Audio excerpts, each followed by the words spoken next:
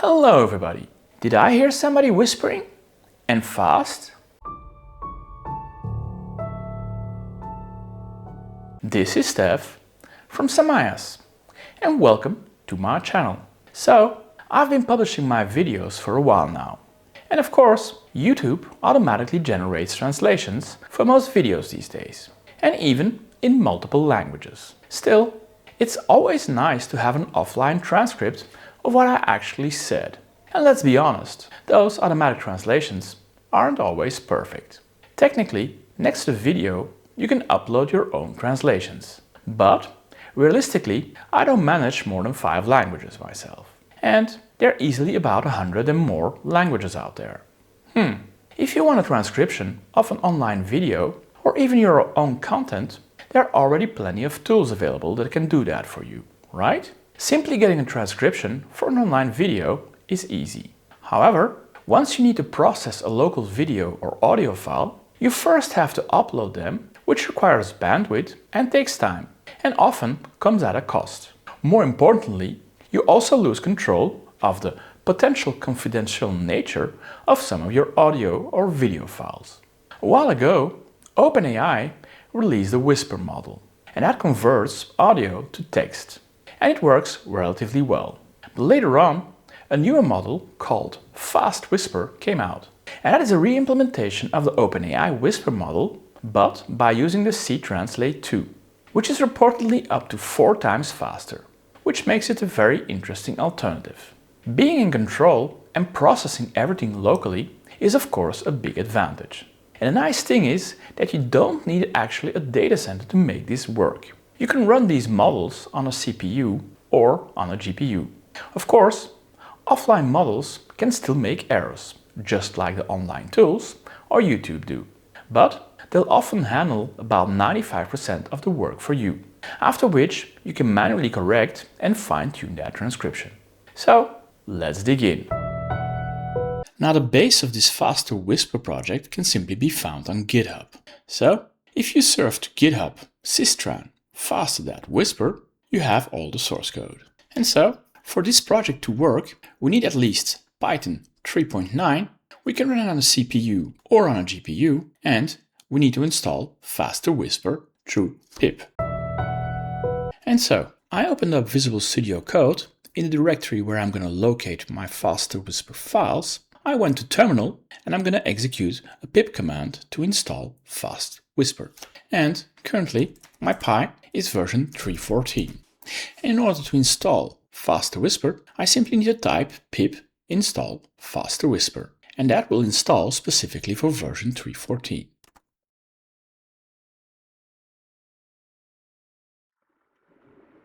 And even in enterprise environments, pip can pass through the proxy without a problem. Before we can start using Faster Whisper, we need the models. And those are currently located on Hugging Face. And on Hugging Face, you simply need to go to Systran and then Faster Whisper. And here you have all the models which are currently available, and you could simply click on it and download them manually. But since we're using Python, we won't be doing it manually, but we'll be using the Python library to do it automatically. And in Python, I first created a script to specifically and only download each of those models. Now, of course, first I have my main, which calls my download all Faster Whisper models. I have the list of all the models which I actually want to download, and you can remove or add some of them.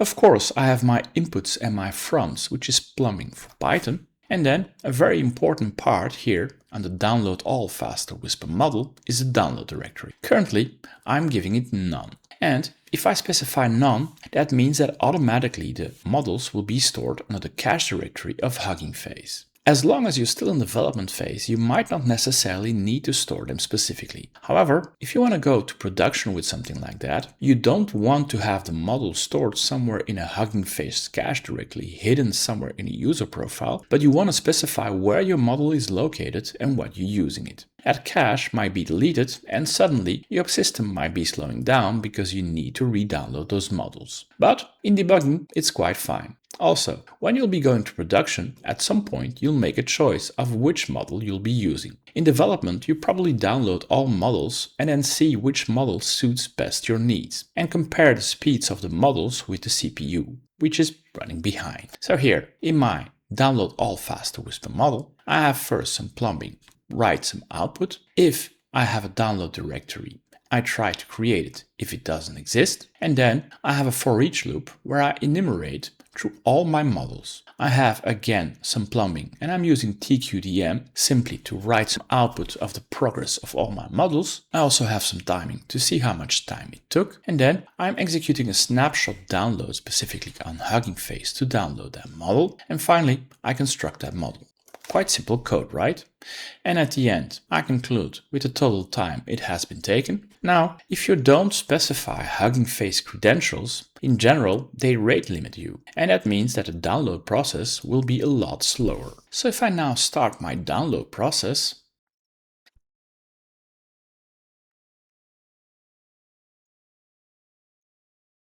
well, after a while it executed. And of course here I cheated a little bit because my larger models were already downloaded. Now if I do not specify a download directory, all those models are downloaded under your user directory .cache, Hugging Face, hub. And here you see each of those models which are downloadable. So now I create a small Python script to do my first transcription test. I have a small recording called recording.m4a, and this is my Python script. Of course, first I have my import and from plumbing for Python. Then currently I have two hard-coded variables, my default model, and I'll take the base model, and my input file, which is recording.m4a. In my current configuration, all my models are still located in my Hugging Face cache directory, and by using my previous script, I downloaded all the necessary models. And then I have my transcription function, and finally I have my main. First, of course, I check that my hard-coded input file actually exists. If it doesn't, I simply stop. If it does, I call the transcribe with my audio pad, and I still have the option to pass along a models directory should I've changed it. Now if I go into detail, here again, if I would only be using the cache models, I wouldn't have to do this. Here, I need to check my models, which I receive in combination with my models directory. And depending on that, I simply need to pass my base model or the exact location in combination between the models directory and my model which I'm using. Then of course, I'll be loading my faster Whisper model, int CPU version, int 8, and then I'll transcribe. And here currently, I have a number of extra options which I could use if I know. And I could hardcode a language if I know that the audio fragment is in a specific language. But I don't have to. And there are a number of other parameters which simply have default values which we can override if we need to, or play around with that. And then finally, we will have him detect the language and express the probability of that language. And finally, it'll write out the segments of text in the WAV file. And at the end, we simply have a cleanup. Now if I have a run, well, currently the probability of the language is 100% English. What was in the file? This is a sample recording. In this recording, I hope that faster Whisper can understand what I'm talking about. Maybe it can, maybe it can't. Let's find out. So now let's play back my M4A file. So if I now play back my original recording, this is a sample recording. In this recording, I hope that faster Whisper can understand what I'm talking about. Maybe it can, maybe it can't. Let's find out. And so as you can see, the result is 100%. Of course, the text was clearly spoken and was not quite difficult. And now I'll be doing a real-world test. I'll be taking my first YouTube video, which was my introduction, which I did roughly a year ago, and I tweaked the code a little bit. My main is still exactly the same. I create a second function, format timestamp, because when he outputs its timestamps, I don't want to see 200 seconds, 300 seconds, 400 seconds, but I want to have something which I understand. 1 minute 30, 2 minutes 50, etc. And finally, in that transcription, I've also added a start time and an end time because I want to know how long my transcription takes. Plus, I want to know from the start how long the file is which I'll be transcribing. And so if I now run it, it is 5 minutes long.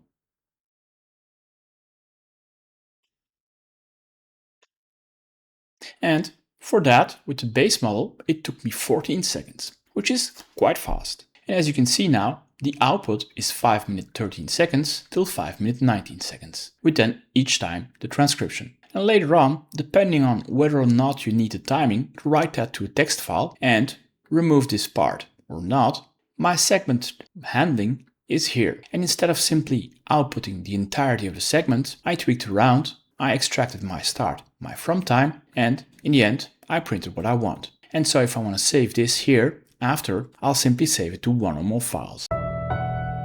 And so finally, I tweaked my code again to do some performance testing. And this time, on my introduction video, I'll be running all of my models which I've currently downloaded. So, my format time function is exactly the same. My transcribe function has tweaked a little bit. First of all, now I pass model size as a parameter, and then at the end, I return the elapsed time taken for that model run. Next, I define a new function, run all models, which I call in my main. And in my run all models, I do some tweaking. I do a for each for all the model sizes. I print some stuff out. And at the end, I make a nice little grid simply showing how much time each model has taken. Quite simple, right? So I'll start it, but the totality of the run is quite long. And so I won't film the entirety of that, only show the results. So the start is very simple. It keeps track of each of the models. Of course, the first model only takes roughly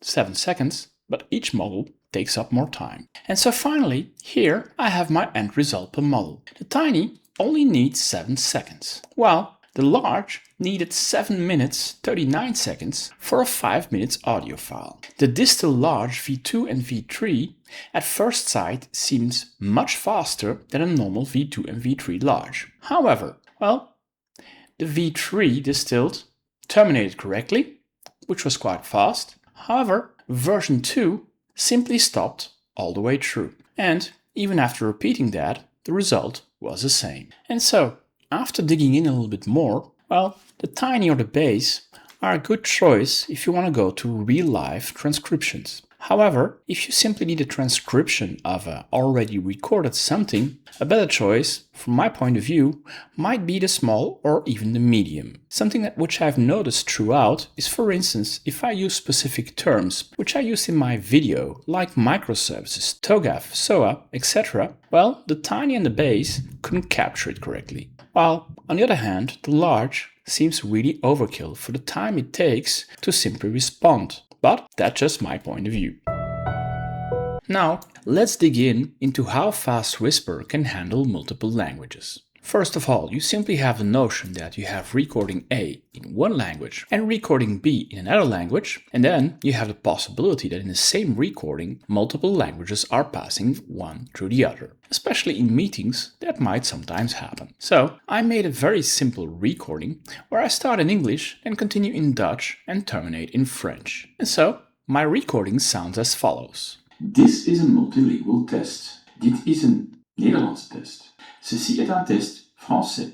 So, if you understand each of those languages, it's actually quite easy. Now, I created a new Python file, simply multilingual, which is a copy of my original one, where instead of handling my recording, now I handle my recording multilingual. Everything else is exactly the same. So let's give it a shot. And here we can see it totally fails. It did detect the language NL, which is Dutch. However, the first part should have been in English and the last part should have been in French. And that's a complete failure. Now, the base model, of course, is a very fast model, and of course, that might have an impact. Also, if you look into documentation of faster Whisper, it is clearly documented that handling multiple languages is quite tricky. And so the first thing I tried when I transcribe is to add a number of extra parameters. For instance, I tell him this is a multilingual file.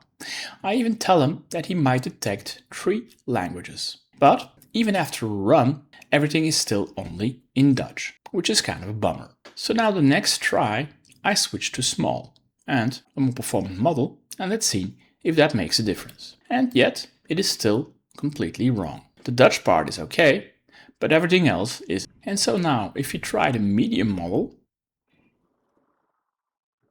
Even here, it is wrong. We do see that the probability of NL is going down, and at some point he detects Français, but that's about it. And so now, finally we tried a large V3, maybe that might make some difference. And unfortunately the probability even went up. The middle part, which is Dutch, is still correct, but the first part, which should be English, is still wrong. And the last part, which is French, also stays wrong. So that's kind of a bummer. And then finally, I recopied my original one. I'm still in Base here again, and I'm gonna take a French recording. And everything else is the same. And my French recording sounds as follows.